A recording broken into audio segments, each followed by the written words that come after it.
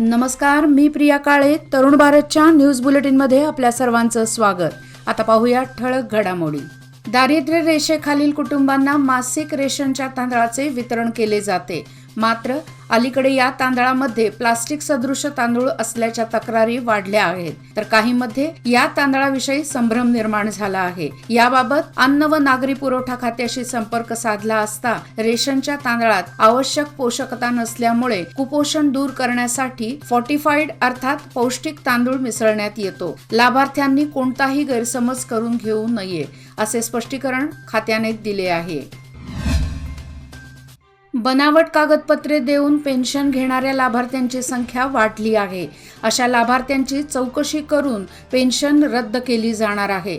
याबाबत चौकशीचे आदेश तहसीलदारांना दिले आहेत.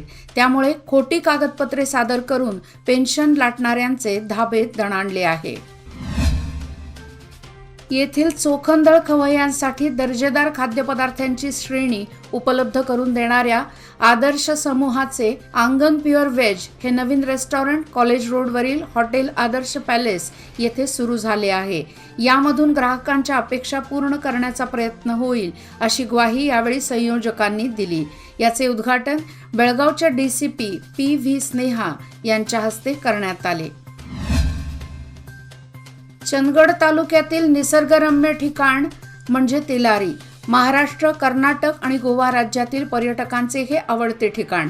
मात्र सध्या या परिसरात दारूच्या आणि प्लास्टिकच्या बाटल्यांचा खच पडल्यामुळे या भागातील निसर्ग सौंदर्य धोक्यात आले आहे.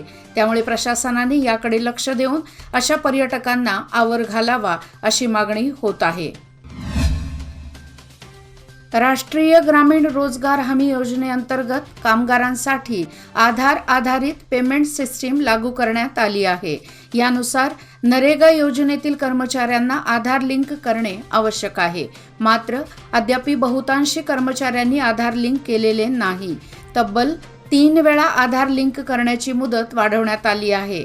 पुन्हा आता 31 ऑगस्ट पर्यंत ही मुदत वाढवली असून संबंधितांनी आधार लिंक करून घ्यावी, असे आवाहन जिल्हा पंचायतीने केले आहे. हेस्कॉम कडून विद्युत वाहिन्यांची दुरुस्ती केली जाणार असल्याने शहराच्या उत्तर भागामध्ये वीज पुरवठा खंडित केला जाणार आहे. शनिवार दिनांक 26 व रविवार दिनांक 27 रोजी सकाळी 10 ते सायंकाळी 5 या वेळेत वीज पुरवठा बंद राहील. Civil hospital road, Channamma circle परिसर, कोर्ट कंपाऊंड, खंजर गल्ली, चव्हाट गल्ली, KPTCL व हेस्कॉम कार्यालय परिसरात वीज पुरवठा बंद राहणार आहे. दारूचे व्यसन जडल्याने कुटुंबाला होणाऱ्या त्रासातून मुलाचा बापाने सुपारी देऊन भीषण खून केल्याची घटना मुरगोड पोलीस स्थानकाच्या हद्दीत घडली.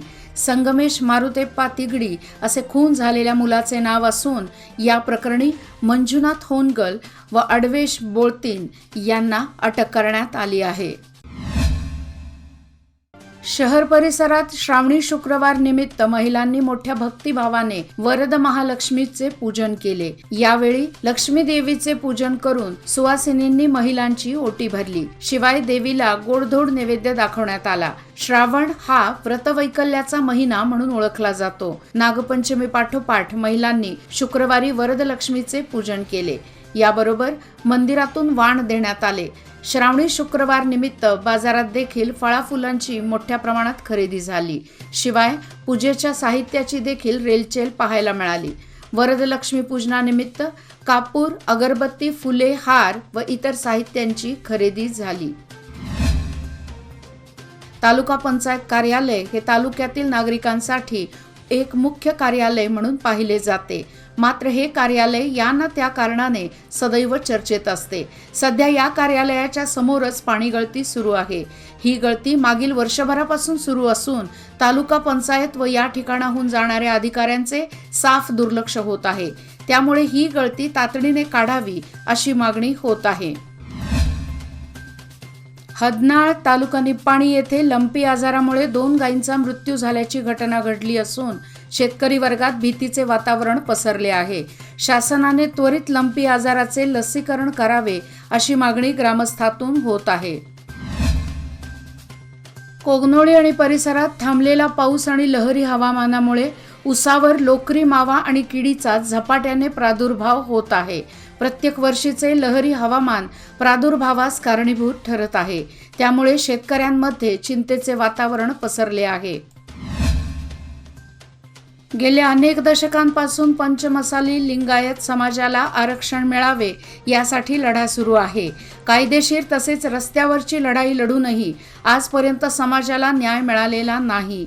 त्यामुळे आरक्षणासाठी पुन्हा एकदा संपूर्ण राज्यभर आंदोलन छेडले जाणार आहे. त्याची सुरुवात निपाणीतून होणार असून 3 सप्टेंबर रोजी आरक्षणाच्या मागणीसाठी निपाणीत लिंगायत समाज बांधवांच्या वतीने राष्ट्रीय महामार्ग काही वेळासाठी रोखला जाणार आहे, अशी माहिती कुडलसंगम येथील पंचमसाली लिंगायत धर्मपीठाचे बसवजय मृत्युंजय स्वामीजी यांनी केली.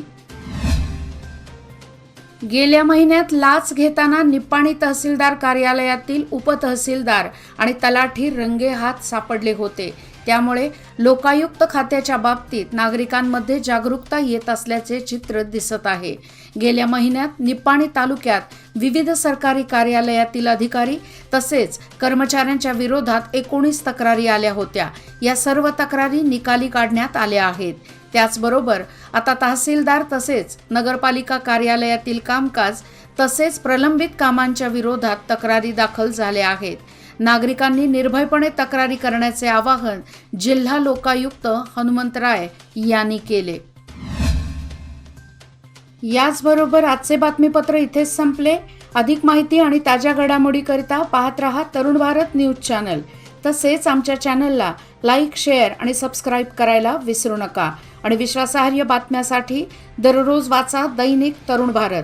धन्यवाद.